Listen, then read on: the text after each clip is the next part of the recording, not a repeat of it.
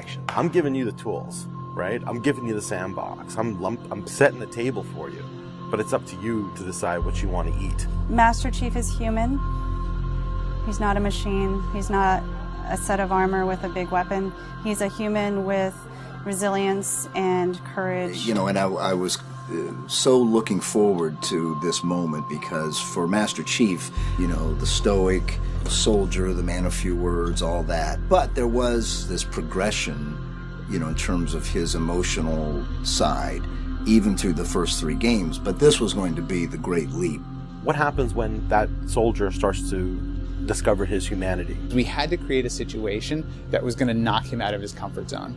The Master Chief has settled into this comfort zone of being the hero. You know, it's interesting. Early on, we talked about the hero's journey, and like, how do you have a hero's journey when he's already a hero? What are the sacrifices that you need to make in order to preserve something as precious as humanity? The journey is the important part. The growth is the important part.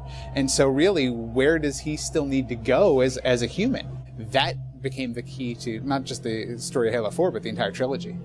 We're really examining what sort of burdens a Guardian carries. In a lot of ways, the story that we're telling with Halo 4 is about putting Chief in circumstances where he's forced to change. He's forced to take stock of himself. In a way, Chief is a Guardian. Cortana is Chief's Guardian. The Forerunners were the Guardians of their own universe, and they might have to make a decision that not everyone is going to agree with and that some people might condemn.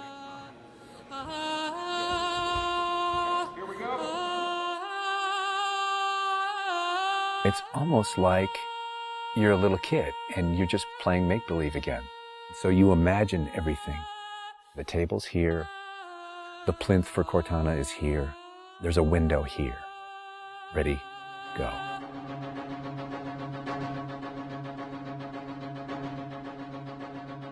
How can we immerse the player even more in this world that we've built around them? I'm not doing this for mankind. How can we have Chief have to deal with his own humanity? Everything had to be predicated by what the character needs were and what direction the characters needed to go in. The art direction specifically for Halo 4 isn't about creating an emotional tone for Halo 4, it's about creating an emotional tone for every single moment and experience that the player needs to understand.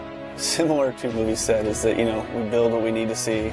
We can't look too far this way, it starts to fall apart. But back in here, things are looking good. Film is like, I'm going to create something and it's going to be awesome and I'm going to polish it and I'm going to own it, but I'm going to share it with you, which is very different than game storytelling, which is I'm going to give you all the tools, I'm going to give you all the possibilities, and it's up to you to discover it. Answering questions and answering the directions that the narrative had already taken to find the path forward for us as we started to tell the story. We're always telling these huge, big stories. We've got Infinity, it's the biggest ship that has ever been launched. We've got Requiem, which is like the biggest Forerunner artifact we've ever found. But in the middle of all of that, we've got this very small personal story between Master Chief and Cortana. You tell a story with every detail that you put into a game. Immersion is really what allows somebody to believe your universe and also to become emotionally caught up in your universe. Ready to get back to work? I thought you never asked. How do we make sure the sights and the sounds and the things that they're feeling as a player inhabiting that suit really comes through more clearly? And you know, technology has allowed us to do that with much higher fidelity than back in the CE days. Okay, so those are definitely bigger ones. Yeah, those start to get. Just because we've got more people. Let's roll video. Yeah. So this will be just video and audio only, no face, no mocap. In that case, you won't mind if we return the favor. As we design these things, we put together the best plan. Until it actually touches an actor, it lacks humanity. Having the ability to work with the actors on stage, capturing their face, body, and voice at the same time, really gives us an opportunity to create an immersive experience for the actors. Working at Giant, we could have at least 8 actors in the same volume at the same time. So the objects that they're acting around and the people that they're acting with, against, through, and toward are there in the scene with them, and it makes a huge difference. We sent out a breakdown for the characters and how we wanted them to feel. We ended up getting 80 or 90 submissions back through our casting team. Casting for the Master Chief is tough. You need a performer that has a really raw physicality to him, and yet he has to, within the confines of this suit, be able to relate and relay emotion. I like to express myself. I freely do it. I wholly do it. I enjoy it. And so pulling back on all of those instincts is what's required to play him. Imagine that translating to a 3D model with huge armor and making sure the personality of Chief's movement comes through that armor was really critical. And that really came down to Bruce's acting, his physical stature, and really his physicality as he went through all of the performance. You'll never see his face or hear his voice, but all of the other actors that are playing off of him have received so much from him in their performances, and I think that they would all agree with that. This is the low-res asset of Chief. We were afforded a little bit more budget since he's our hero. From the art process, storytelling is just about engaging the player. You don't have to answer any questions. You don't have to take them through a lot of loops of feeling. If the player is engaged, I think you've got the start. So Master Chief's a difficult one because he's a dude in a helmet. There's such a, particularly in science fiction, such a fantastic history of people being completely realized as people without having their face as a tool. For us, it's making him feel like a real person. We have a nude male sculpt, and then from there we sculpt it on physically a tech suit. And on top of this guy is when we spend time just doing all the details and trying to add some of that functionality, even little bits here and there like Braille. And this just reads 117. I think it's connected to having even more modern visual flow when it comes to his lines, his design, the way you follow the outline of Master Chief. Trying to put it into an area where it feels realistic, that it feels kind of tankish. What do you think of a tank? You think square, you think metal, there's some wear and tear on the edges. So those things we want to grab, put them on the Chief so it communicates that. The fingers are missing here on these. They have armor caps that come on, but he doesn't have armor caps on his trigger finger or thumb finger so that he could have more tactile sense when he's shooting and loading his weaponry. The last thing we just changed was his visor. His visor picks up the elements based on the room that he's in. We want to take every inch of the character to tell a story as much as we can. Above all, he still needs to connect to the player, and they still need to understand him as being that character. It's somebody who's been very loved over the last 10 years.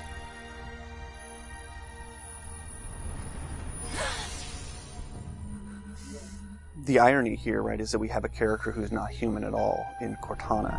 I was put into service 8 years ago. She is the most human character that we have in the story. Right? She's struggling with her own mortality.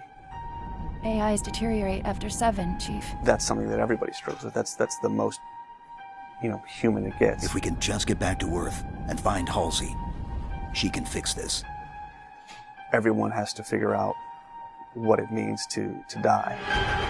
She's strong, she's convicted. She herself is going through a really difficult time in understanding the things that are happening to her. We were looking for somebody who really could bring just fire and stuff that's required for some of those sequences. We needed to make sure we found someone that had some innocence to her, but also could be very strong at the same time. If you imagine that you could have 20 emotions at one time, she has that. I will not allow you to leave this planet! She's really the heart of the game and the heart of Master Chief, and explains what's going on and why it's a problem. I didn't mean to. I didn't mean to do that. Cortana is certainly our biggest human connection, I think, with the entire story. How can we see these subtle details in her facial structure? It's the Forerunner symbol for Reclaimer. So this is the baseline where we started from Cortana, and then we go through and tweak and modify, having all these different elements moving throughout her that make her feel alive constantly. We wanted to make it to where you could have code flow lines start from every digit from her toes to her hands, and then be able to flow all the way up into her head. What you experience is her taking care of you as a player from a gameplay perspective, but I think you also start to get a sense of how she takes care of the human side of Chief. Wake me when you need me. They spotted us! Bringing Jen and Steve in and having them layer their voices over the character performances in the cinematics, that just brought the whole experience together. You look at just the number of lines that the Chief has had over the course of the franchise, and it's not a lot. How much firepower would you need?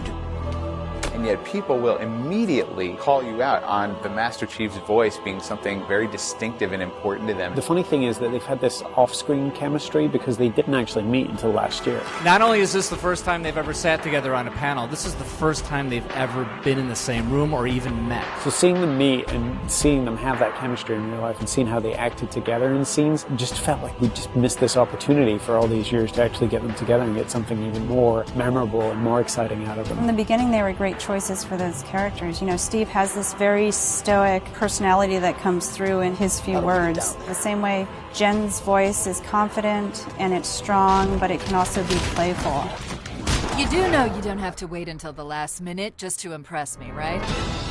In many ways, Halo 4 is the first act. We want a player to be able to ask themselves what it is to be a hero. Is the sacrifice worth it?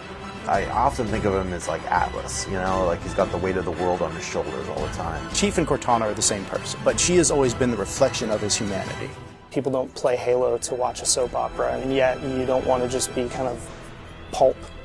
To me, it's a natural progression of this story, and it takes this relationship to the place it should go to.